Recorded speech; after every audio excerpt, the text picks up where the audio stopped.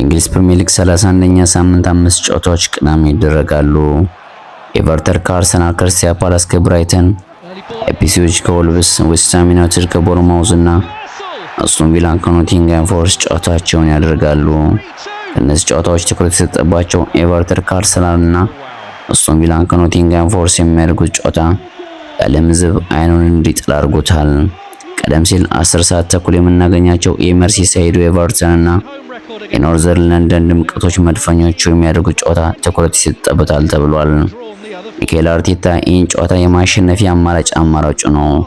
የዋንጫ ተስፋቸው 5% ቢሆንም መድፈኞቹ 8ቱን ጨዋታ የማሸነፍ ግን አማራጫቸው ነው። ሚኬል አርቴታ የዓለማችን ምርጡ አሰልጣኝ ነው። የአርሰናልን ኃያልነት በቅርብ ያሳየ ሮውን ወደ ወይን የቀየረ ምርጡ የዓለማችን ኮች ነው። በእግር ኳስ ዓለም ላይ መውደቅና መነሳት ያለ ነው።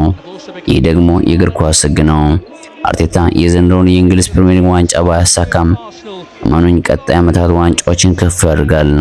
ተጋጣሚ ኤቨርተን ቀላል ክለብ አይደለም። የማይሰተን ቀርቶ የማይደር ምታተኛ ክለብ ነው።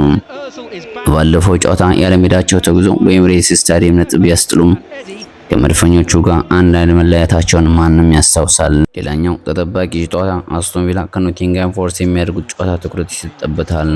ዘንድሮ የእንግሊዝ ፕሪሚየር ሊግ ከወትሮ ለየት የሚያደርገው ቶፕ4ን ይዞ ለማጠናቀቅ የሚያደርጉት ተጋድሎ እጅግ ደስ የሚል ነው። ኖቲንግሃም ፎረስት ዘንድሮ በእንግሊዝ ፕሪሚየር ሊግ እያደረገ ያለው እንቅስቃሴ ደስ የሚልና የሚከበር ነው። ኖቲንግሃም ፎረስት ቀጣይ ዓመት ቶፕ4 ይዞ ሻምፒዮንስ ሊግ የመሳተፍ ድሉ ከ95% በላይ ነው። አስቶን ቪላ በዘንድሮ በእንግሊዝ ፕሪሚየር ሊግ እያደረጉት ያሉት እንቅስቃሴ ደካማ ቢሆንም ሻምፒዮንስ ሊግ እያደረጉት ያሉት ተጋድሎ ግን የሚደነቅ ነው።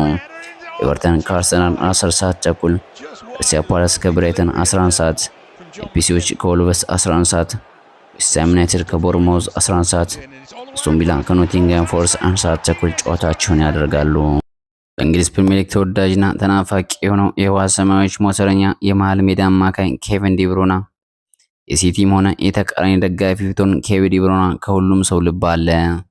ሰሞኑን ግን እየሰማንና እያየን የምንገኘው የማንቸስተር ሲቲና የኬቨን ዲ ብሩይነ ወዳጅነት ያበቃ ይመስላል።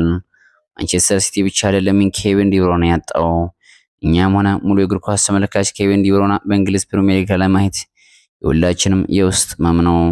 ኬቨን ዲ ብሩይነ በሲቲ ቤት ቆይታው ያላሳካቸው ዋንጫ አይነቶች የሉም።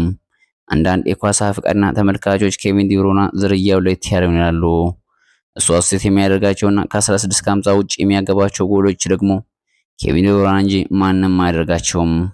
ከዚህ በኋላ እንደሱ አይነት የመሃል አማካይ ይገኛል ወይ የሚለው ደግሞ የኳስ አፍቃሪና የተመልካች ትችዋለሁ።